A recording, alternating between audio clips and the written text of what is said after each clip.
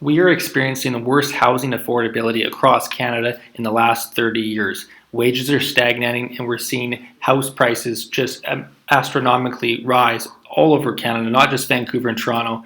Other areas such as Hamilton, Calgary, Halifax are going through the roof, and there's a lot of consideration amongst millennials about actually leaving Canada and moving down to the United States, where it's actually much more in tune with wages still, and it's not going nearly as crazy as Canada. So Canada is actually at an interesting kind of roadblock where the government can encourage people to stay, or the U.S. government actually might attract high-skilled talent to come down to the United States if Canada doesn't pick up its act and try to eliminate this crazy price increases across Canada.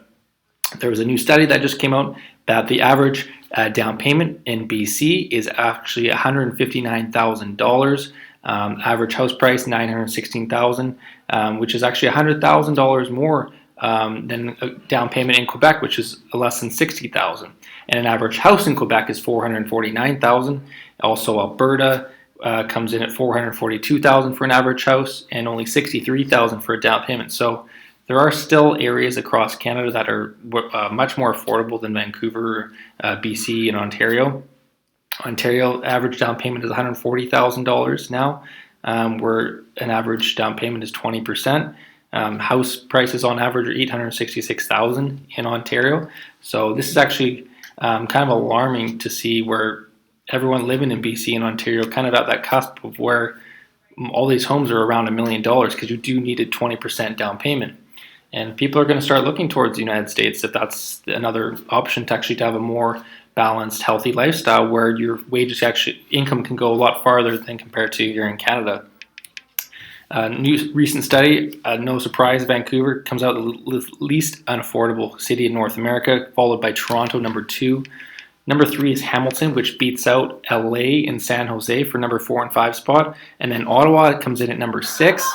And then Seattle, number 7. New York, number 8. Montreal, 9. And Miami, number 10. So Canadian cities are much more unaffordable compared to the United States. And people might just have realized in the past year that they can work from anywhere, a lot of jobs in Canada, and they don't necessarily have to be in Canada anymore. And if they move to the States, there's some states with no income tax. And the highest income tax bracket's up to $500,000. And in Canada, it's $200,000. So you can save a lot of money if you are approved to live in the U.S. And the Biden administration, with his new plan to attract more immigration versus the Trump administration, might really increase the amount of Canadians leaving our country of Canada for greener pastures down south once the border reopens here shortly.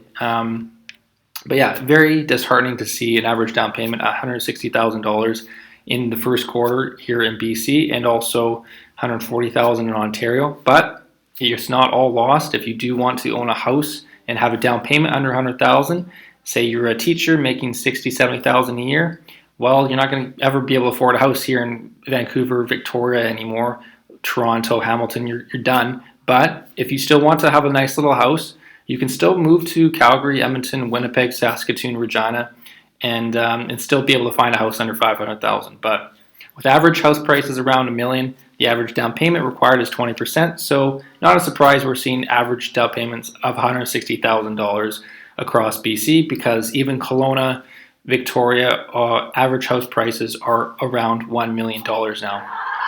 And in my personal opinion, I don't know if I want to be living in Kamloops and the interior, because the temperatures are increasing rapidly. We're seeing a lot of forest fires in the summer.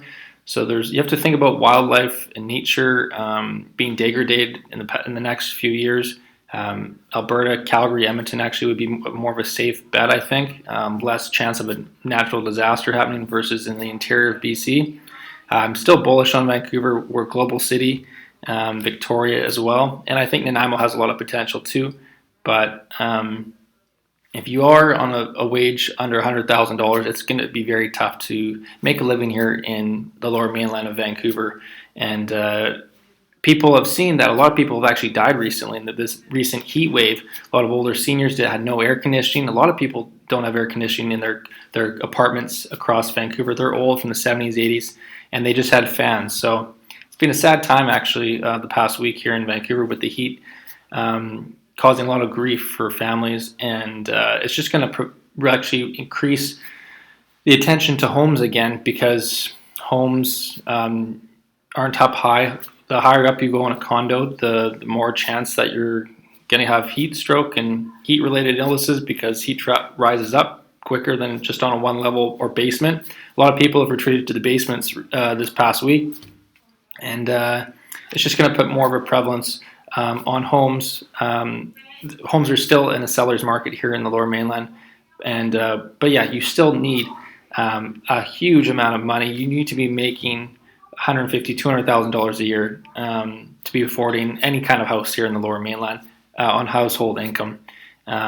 So yeah, as I said in past videos, if you're a doctor making $200,000, that's not enough to buy the smallest, tiniest, crappiest house here in the east side of Vancouver, which is very disheartening. But if you're a top doctor in Calgary or even Ottawa, where you can still get a nice house for $700,000, $800,000, your quality of lifestyle will go much higher in terms of living, if you want to live in that city full time. But if you're looking to invest, buy an investment condo, rental prices are going to keep going up here in Vancouver. It's a big tourist destination across North America. Lots of tourists are going to be coming here from Europe and China, India, because a lot of immigration comes here to Vancouver, and we will see less units available for long-term rentals like we did see pre-COVID, because they're going to be turned back into the Airbnb pool, short-term rentals. So there will be an increase in demand for condos here in Vancouver shortly. I already am seeing 2-3 bedroom condos sell for $300,000 or $400,000 over assessment value if they have a good location, such as Fairview, Kitsilano, Olympic Village. And this will be increasing even for older condos. If it's built in 1980, it doesn't have to be built in 2010 or 2020. 2019, Vancouver House downtown by Bjork Angels had a flood, 20 floors. Doesn't mean new is better. But yeah, very sad news today how average down payment is $160,000.